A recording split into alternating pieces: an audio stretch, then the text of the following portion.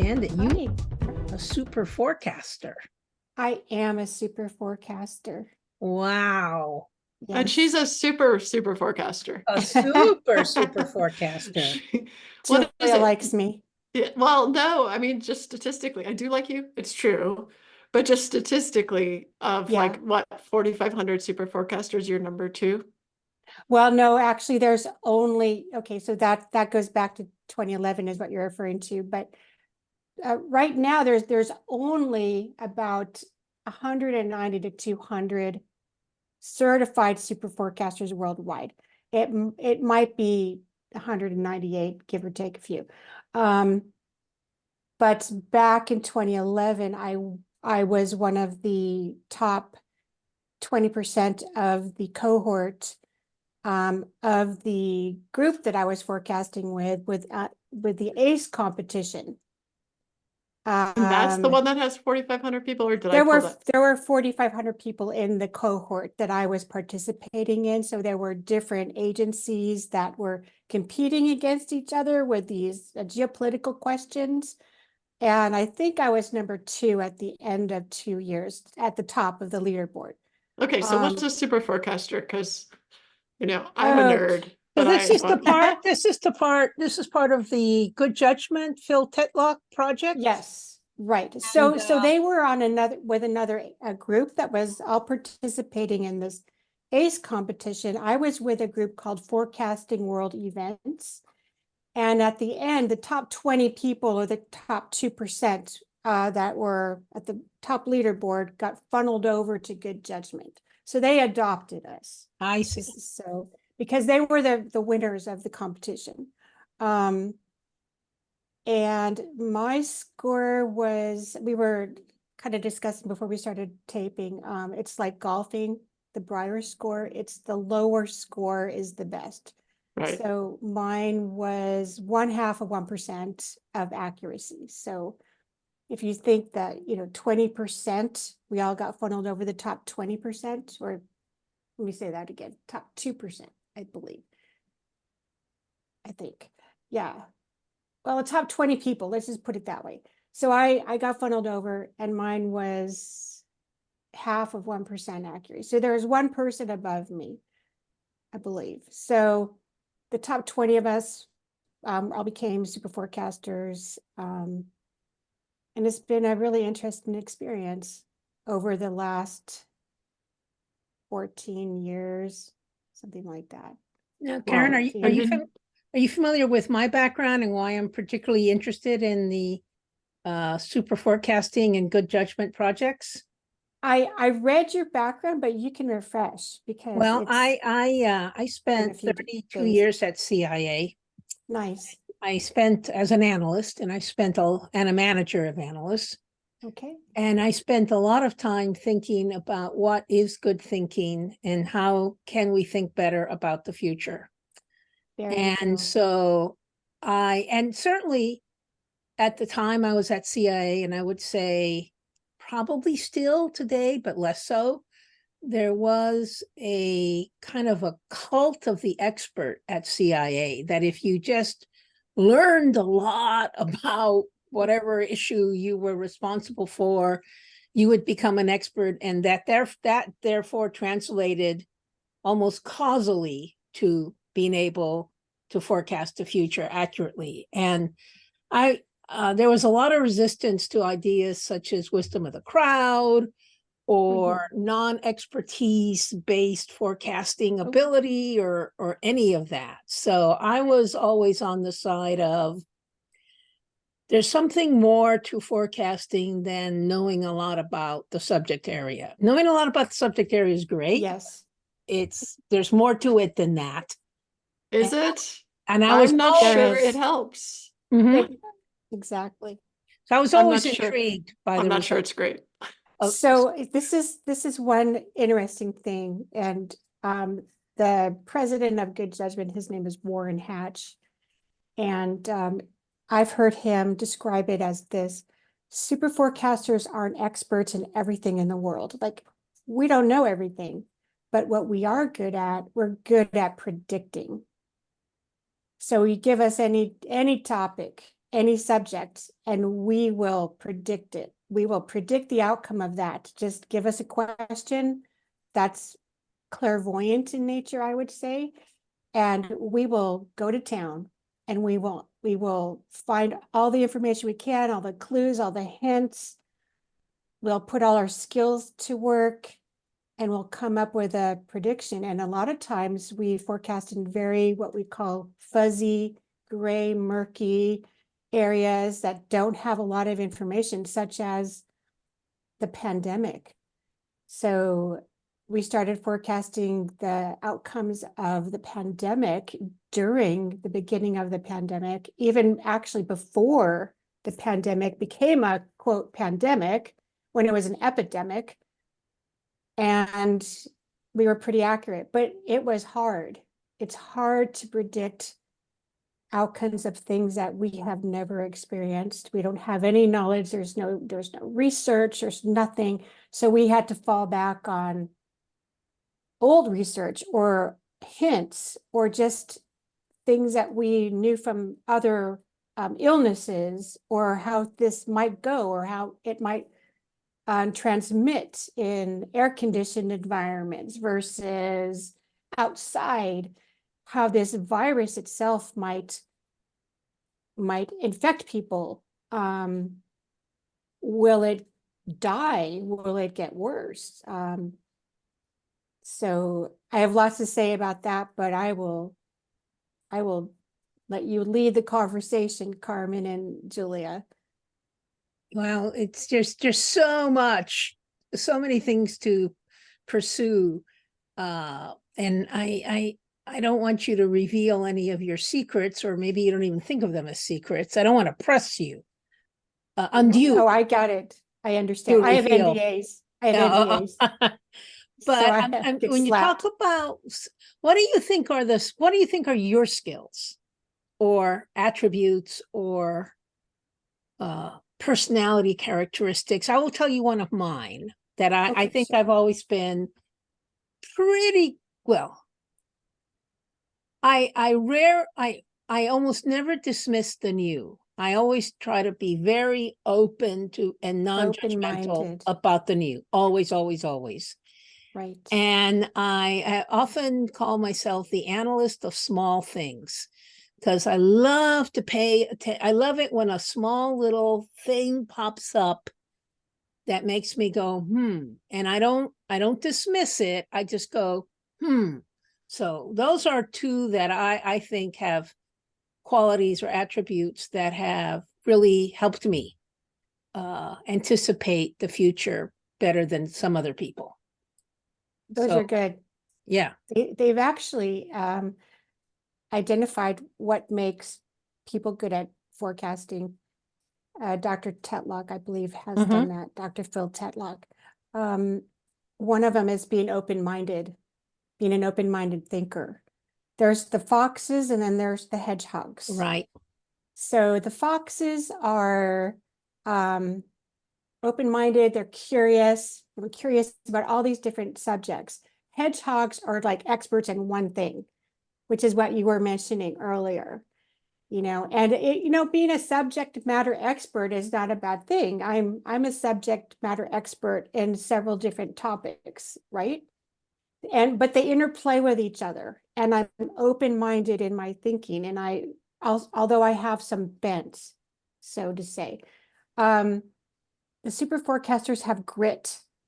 I mean, we just don't give up. We just keep going. We persevere. We are love to analyze topic matter.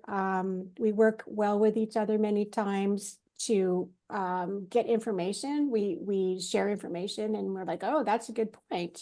Very good. Good point there. And I noticed that a lot of us, we actually do think alike. When we get together, in person, we have a great time, because it seems like we have a lot of the same personality traits. Myself, I actually created a training for people that are interested with the nonprofit. It's a 501c3 organization called LogicCurve. And the training has to do with, I've identified two different types of people. There's the spidey sense, and then there's a math physics style. And both of us use each styles. Like I taught myself Bayes' theorem, and I'm not a math whiz, but I taught it to myself because I needed to use it for analyzing certain forecasts. But I am the spidey sense. And I know super forecasters that are more the math physics style, and they love graphs. They love just Excel. I do not like Excel personally. I do not like Excel either. I like Excel. I feel like that was like a Don't like Dr. it. Zeus moment. I do not like Excel. I do not like Excel either. Excel. Excel, Oh, Excel. I can't finish that because it's a double L at the end of that. So yeah, I'm not a fan of Excel. If I was to make Excel, I would have made it pretty, with colors and, make it just interesting. But to me, I can use Excel, but it's not my favorite. But I do know people that love Excel, and they're good at it, and they could share things with it, and they could use it, and I could see what they're saying by using this style.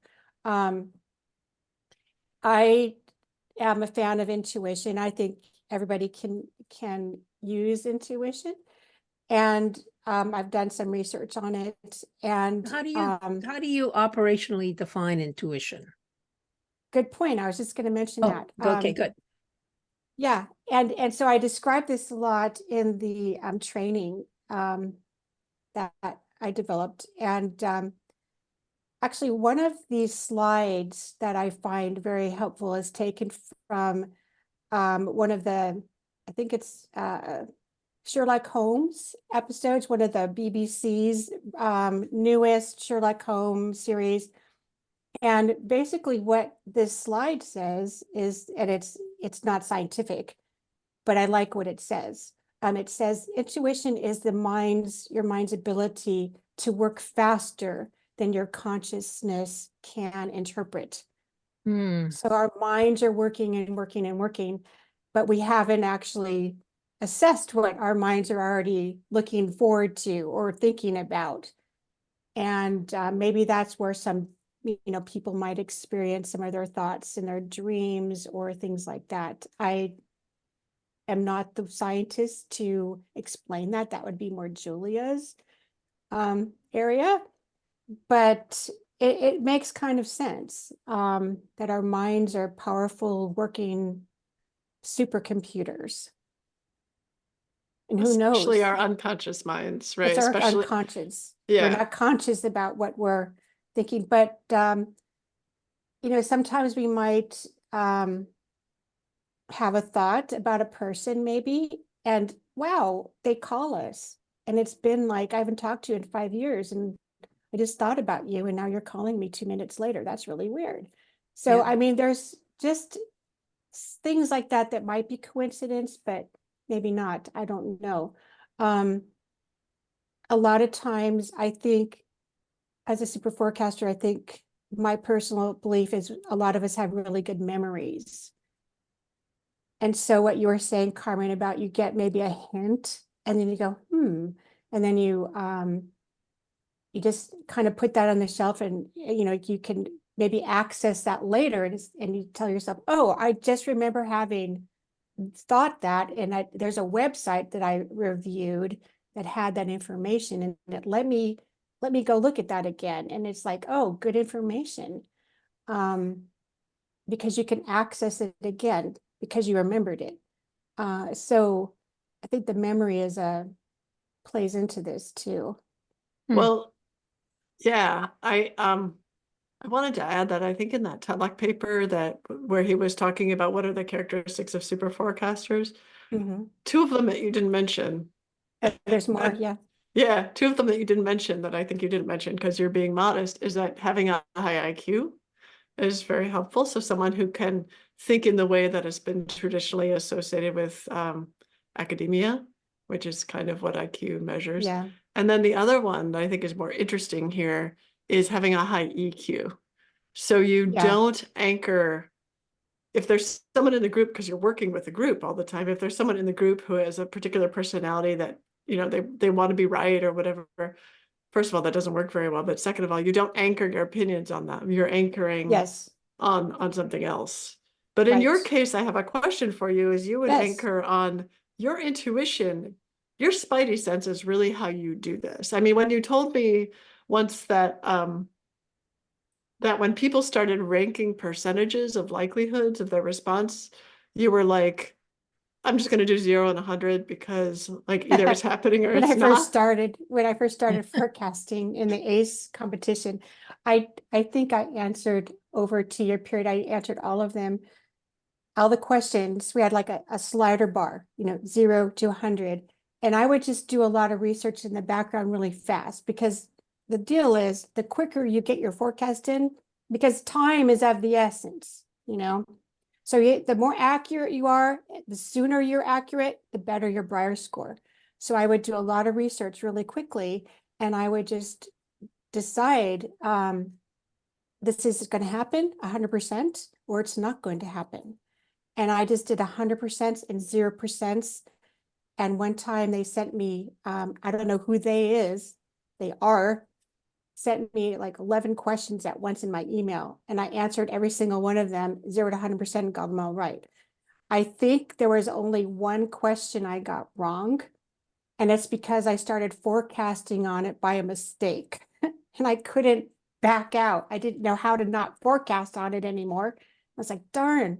So I had to keep going, and I got that one wrong. And but then again, there was a caveat there because I realized there was a problem with the question. So I think it has Let's talk something about that. Like questions are like the questions that they ask you are, in my mind, not the right kind of questions for a psychic, but and so I feel like that could almost mess you up and put you into analysis mode.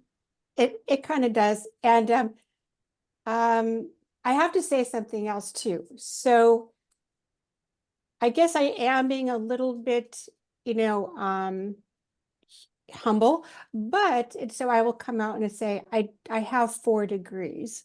So I have a bachelor's degree in anthropology, a minor in religious studies, a master's degree in homeland security, and another master's degree in social work. And I'm a licensed social worker, and I'm also an experienced professional archaeologist. So I have a lot of social science background. And I do want to say that all of this knowledge and all of these degrees, they do interplay in my prefrontal cortex. I mean, I'm thinking. I'm not just spidey sense. I would have to say I'm equal parts of left and right brain. I'm in the middle. And so I'm analyzing information. At the same time, I might have some gut senses, you know, some intuition about something.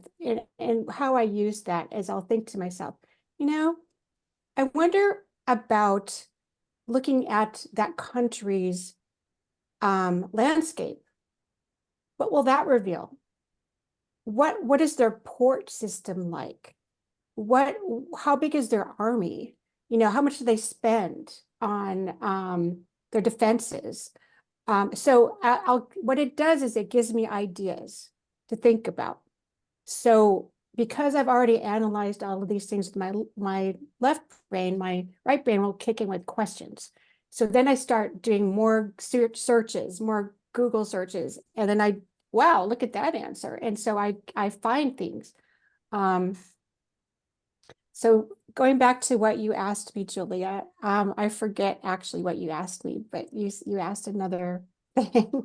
Are they the right kinds No, of, it's a great answer. are they the right kinds of questions? Oh, I was saying for abilities, yeah. psychics, yeah, for psychics, those aren't the right kind of questions. So do you have to interpret them into questions that work for you, or do you just Yes. work with the center brain piece? Yeah. It's the questions can be very difficult to create. And from what Dr. Warren Hatch has told me, they have to be of a clairvoyant nature. And let me think of an example. You don't want to ask something that you're not going to be able to find the outcome of, such as, oh geez, let me think of something. How many planets in outer space have aliens living on them? Right. I have no idea. So basically you want to ask questions that are open-ended, but you want to be able to do a Google search. Although, I might be able to find some information about aliens living on planets and other, in outer space, but there's no way that we're going to be able to determine that, right? Unless they come and tell us that, they come and sail here and they give us information, or some astrophysicists will have some solid information. So you want to be able to ask questions that we have an ability to find the answer for you. I hope that makes sense. I'm sure there's better examples out there that I just provided, but Well, on the it does spot, make it's hard to think about which the bad questions would be. It does make sense to me, but when I read the kind of questions, it still feels like the assumption. Here's what bothers me. The reason they're not good questions for a psychic is that the assumption is that you can't get answers to the questions you actually want to know. So it feels like they've already made a first pass. Like, let's see, we'll get them to tell us about, the price of, milk in November, because what we want to understand is the economy or whatever. It feels like by making that jump, they're taking away some of the autonomy of you all to sort of dig in and really address their actual question more fully. But maybe that's a way of shielding from you the actual questions that they have. I don't know, maybe. So I'll give you an example back from the ACE tournament. So when I started, this was back when they were asking us a question, who is going to be the next president of the United States? And that was when Barack Obama was running. So is he going to be the next president or no? Or who else will be, so that was predicting, so a year out, I think it was a year into the future. So we're pretty good at like a year out, predicting a year out, even a couple of years out. Some questions have been like 10 years out. There's even been long questions like 20 years out, which is more clairvoyant, more psychic, I guess you would say, in nature. So some of these things we're not going to know the answer, like some of the climate change questions. But you know what? We are really good at providing a lot of information and research. And for example, with climate change questions, I fall back on my experience as an archaeologist. And I have a lot of friends that are Native Americans that have oral tradition stories of what happened Exactly in prehistory. And they have the stories, and they've shared those stories with me and of what happened. So I worked with the Hohokam, the relatives, Pima tribe, the Hohokam that live here in Arizona. I worked for that tribe for 3 years. And I've been told the stories of what happened with the Hohokam, and they're mysterious. They were said to be those that have disappeared, is what Hohokam means. But they didn't all disappear. So the people that are here now, the Pima, are their ancestors that live here in southern Arizona. But what happened was climate change happened, war happened, resource depletion happened. So I can draw from some of that and extrapolate into the future. what might happen.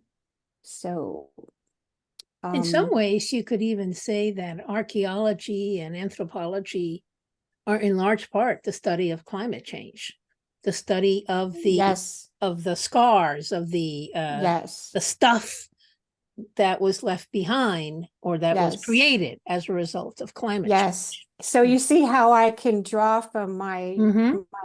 my ability, my degrees, my skill sets there. Sure. Yes, and there is a lot of very amazing things to learn about the prehistory of the earth and climate. And I have friends that are PhD archaeologists that have been tracking that, have been excavating that, can tell us secrets about that. So very interesting stuff there. And that's, I'll take you in another direction, so I better be quiet about that. So. No, it's very interesting. And it's quite, the national security community exists in a cognitive ghetto where what's important is power politics and strategic leadership.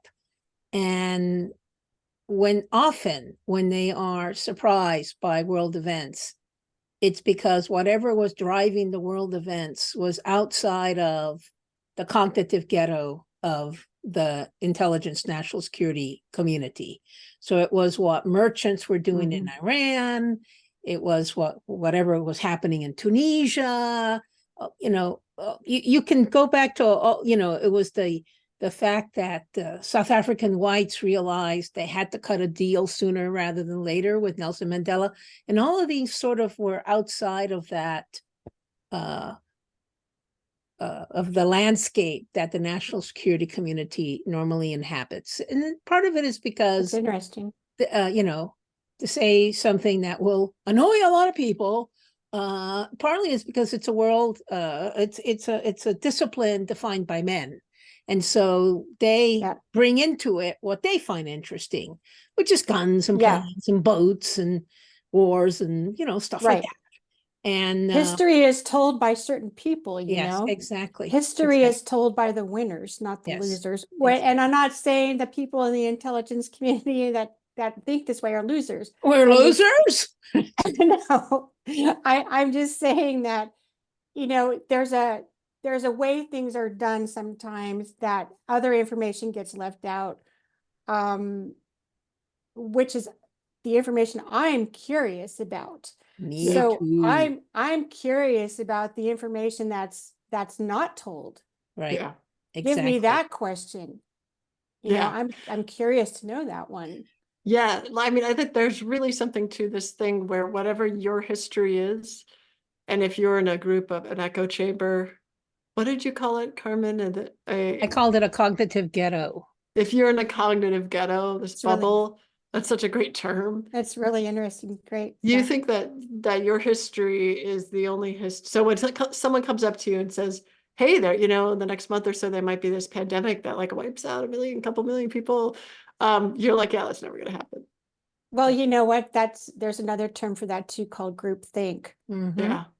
And so I actually am pretty much a lover of the red team, and luckily Good Judgment let me try that out. It was some other people, and so we developed a red team, and it worked really well. But you know what? To be on the opposite side of the red team would not be very fun sometimes. Right. Some people are mild with red teaming, and they're more palatable than I might be, because I'm more of a maverick.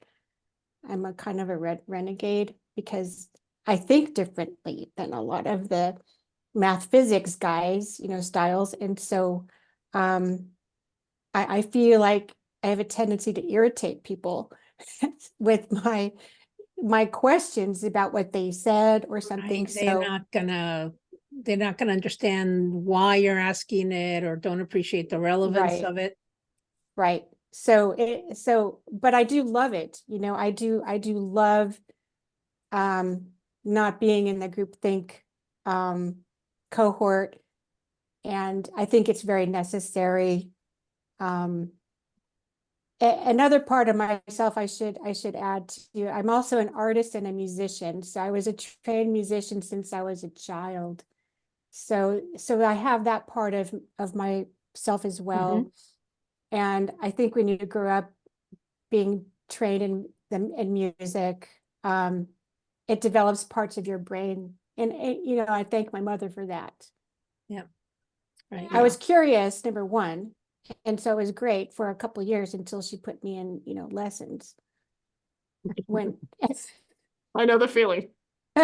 Yeah, practicing sucks, but the music is great. yeah, yeah. So And I, yeah. take these lessons for a long time. So So I have three. I'm sorry. No, I have 3 questions I want to ask you, and I'm going to sure. all out as you've been talking. I've written them down. Oh, okay. And then, Perfect. and then you can. But I have respond one to more them. question Yeah. Great. I hope after I can Carmen. answer them. No, so so I'll just say I'm going to ask all 3, and then you can Oh my pick and gosh. choose. Maybe I What should can write you this say about working in a team versus working as an individual? So I'm just trying to I ask have it the in answer. a non-judgmental kind of way. I don't want to lead you to. Okay. Were there types of topics, domains that you were better at than others? Did that kind of Yes. happen? And 3, did you, or how did you think about using metaphor and analogy as a tool in your forecasting? So those are my 3 questions. What was that? You broke up a little bit at Oh, the third question. How did you think about using metaphor and analogy as a tool in your okay. forecasting? I got it. I'm writing this down so I don't forget. Sure, absolutely. Okay. But I have a good memory, but I could forget this. So Yes. this is short term. Okay. So teams versus individuals. Okay. When I was forecasting with the ACE competition, they had the ability, people could talk to each other, or they would also, you know, like comments and things like that. I never talked to anyone the whole 2 years. I mean, I just didn't. And I didn't interact at all. I didn't even do thumbs up. Nobody gave me a thumbs up. And you know what? When you got the likes, you got higher scores too. So you got moved up on the leaderboard. So nobody liked me. I didn't interact. But you know what? My score was really, really high because of my forecasting. So then when I got put over to good judgment, I was put on a team. First, I had a partner for 2 years who actually, he used to be an intelligence briefer, and I was his partner for 2 years straight. He was also a diplomat. And we had the best time forecasting. We did great. And we did so good forecasting together. And then there was a few people that would pop in and out and forecast with us, but we did great. And I loved that experience because we just were so good together as a team, and there was no outside egos going on. You know, there was no ego trips happening. But then we got put with a larger group, and that experience I didn't like so much, because there wasn't the congeniality as much. I didn't feel as able to disagree. And however, I would say that there were some aspects of it that were good. And I learned to get off of the extremizing 0% to 100%. And I learned from my first partner that I had there how to just go, you know, a little bit more than, you know, just go 60% maybe, you know, maybe not go fully 0%, but we still do. I still do that. So at this point, I would say it would be really hard to forecast by myself. I've learned to enjoy the camaraderie of being with people, forecasting with people, talking about issues, having a conversation. So I've learned that I really enjoy that. However, my forecast isn't as accurate. Interesting. So isn't it? yeah, it's It is interesting. So topics, how Yes. do I choose what topics? No, so were you good at some? Did you learn yes. that you were better forecasting this kind of thing as opposed to that kind of thing? Definitely. So Dr. Phil Tetlock talks about this in his book, Super Forecasting. There's the Goldilocks zone. And that's why I didn't do well on that one question that I started forecasting on by mistake, because it wasn't in my, on my Goldilocks zone. So what the questions that I like forecasting on the best are geopolitical in nature, conflict, questions about the big world leaders, questions about war, disasters, and so geopolitical questions, I would say, get inside a situation, figure out what's going to be the outcome possibly. The questions that I'm not fond of are probably have to do with economics, financial, even though I can, economics plays into everything in life, politics. Sometimes I feel like, or in the past, I used to feel like I'm not so good at forecasting elections, politics, but I think I've gotten better at that. I think I've learned a few tricks and I've gotten better at that. Those are hard. Forecasting outcomes of elections are difficult, especially in American politics. I find American politics to be difficult. Maybe some other countries, not so much. And then your other question was, how do I think about using metaphors in my analogy? I like it. I like metaphors, and also being a musician, I think about songs a lot in my brain. I'm thinking, well, that sure goes along with this song, or just the words of a song.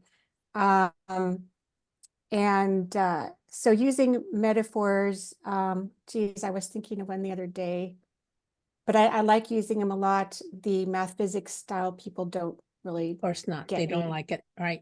They don't get me, I would have to say, but some people like my metaphors or things that I might write about, such as that. I think Einstein was really good at metaphors, and you know what? I'm going with that. And Einstein was also a musician.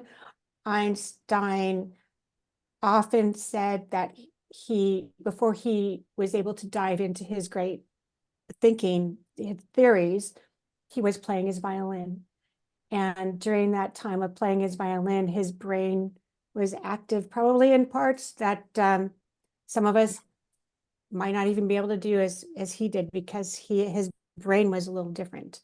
And corpus callosum, he had a thicker, more connections, able to think through things like that. And so he would play music, and he wrote a lot of metaphors, such as the one about, I don't know what manner World War III, what weapons we will use when, during World War III, but World War IV will be fought with sticks and stones.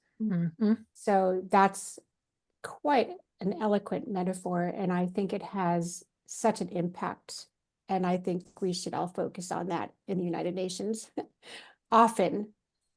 Right. Don't you? Yeah, I agree. So Julia, you Yes. had a question. Yeah. We've been fighting about it. Oh, okay. I'm gonna make Let me it write this I'm down. gonna make it two questions. Okay, let me write this.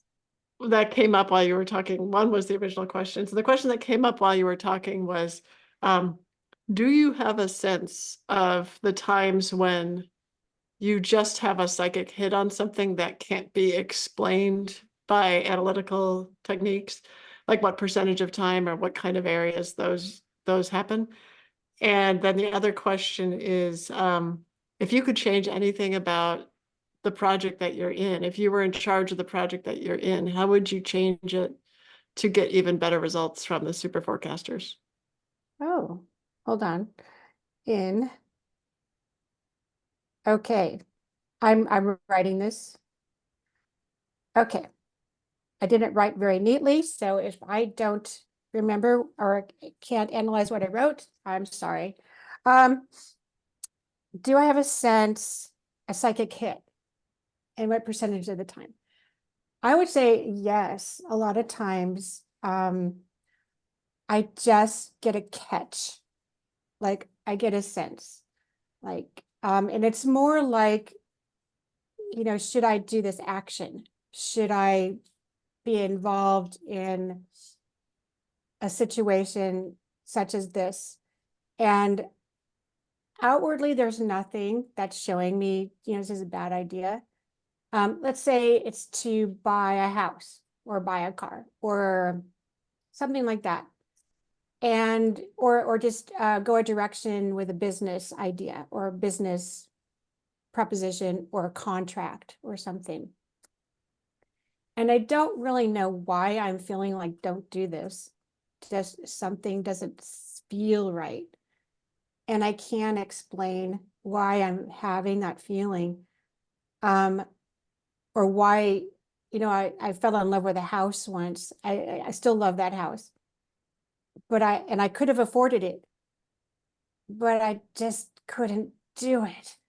And you know what? I'm so glad I didn't buy that house now, because my life's taking me in a different direction. And if I had bought in that house, I would have been in a financial problem. I would have had to, get rid of that house or something now. So sometimes it's like the road less taken, this way or this way. And sometimes you just have to make a decision and go with your psychic sense. And percentage of the time do I get that hit? Well, I guess I was thinking in terms of your super forecasting, My the super percentage of the forecasting? time that you get that hit in your super forecasting. Yeah. In my super forecasting, I mean, you did it once with me. I I did. know, but Oh, I'm just curious in okay. your regular work. Oh, I see. Okay, so in questions like that. I don't know how much percentage of the time I get that kind of psychic hit. Because I'm not paying attention to it. I guess it's just such an integral part of predicting the Right. future. Sometimes I have to remind myself though, okay, stop paying attention to what's happening today with this situation, because I'm not predicting today. I'm predicting next year. So I have to remind myself to get out of what's happening right now and think about the future. And so I think in those kind of situations, I probably get that psychic hit a lot. But as I said, I'm not focused on it. It's part of me. It's part of the future. Yeah. And I Does think that make that's part, sense? yeah, I think that's part of why you're good. If you Oh, were to focus on it, I think that would destroy it, because that's an analytical capacity to sort of focus on it. Instead, you're just letting it do its work, from my training presentation. So I have one slide, and I'll share that. I took a picture of a tree. It's a bush outside of my house. Okay. And the bush is green. The whole bush is green. But if you take a deeper look, what I did is I have a picture of the bush, of the plant, and I've circled little parts of the leaves in a red highlighter. But if you actually look at this circled part, it's yellow or it's black. In our mind, we know the whole tree is green, right? But what you're actually seeing with your naked eye is you're seeing a color yellow, and you're seeing a color, black's not a color, but you're seeing black, or you're seeing brown, but it makes up the whole, which is a green bush. But I think that's kind of an example, a metaphor not really a metaphor, but an example of how our brains look at things. Or integrating our intuition into the whole bush that we all know it's green, but if we were to separate it out, it's actually, the sun is shining on that leaf and it makes it yellow right there. So if we were to separate it all out, it would be different colors, right? If we integrate it, it's one beautiful bush. Does that help at all? Yeah. It I does? think, yeah, because Good. it perfectly describes how a balanced brain or a balanced mind would work, right? So if you've ever read Master and His Emissary, Ian I have not. McGilchrist, yeah, so you would love it. And he Oh, talks about sort of the need to balance the left and the right. And there's the right is looking holistically, the left is looking analytically, and that right. this is how everything works best. All right. Integrated. So It's how would you integrated. improve the super forecasting project you're in now? So I have to be careful with that one a little bit because Yeah. I have you know, Yes. NDAs and things. Yes. I would just say that if I was in charge, well, I would just use, I have some forecasting projects with my own. I founded some companies. So, and we do forecasting. And so I like smaller. I think smaller is better. My personal opinion. Nothing about the wisdom of the crowd that's bad. I think that's good. But I have learned how to like small team environments and to have, Zoom meetings and talk to people and discuss topics. And so I think that, and projects that I would be on, I just like discussing, but also we have to integrate, red teaming to get away from groupthink. And also just being able to disagree, being able to disagree with your peers and to not be disliked because you had a disagreement or just you had a different opinion. That's I huge. think that's important. That's I huge. think it's really, really I huge. think we can't really get to as much insight as we could generate unless we know how to have productive conflict and disagreement. Right. And unfortunately, in bureaucracies where I worked, Yes. all these disagreements get caught up in questions of status and who's supposed to be in charge, and it's quite unfortunate. So Yeah. And yeah. I have a question for you. Sure. Maybe, Great. I love questions. well, maybe I don't know how much longer you can go, but I can go as long as you want. one is a question that's kind of a bit of a final note, but we can keep going. But my question is, what about the future makes you most hopeful? What are you most hopeful about in the I future? love that question. So Wow. it just draws on everything that you do because you're constantly thinking about the future.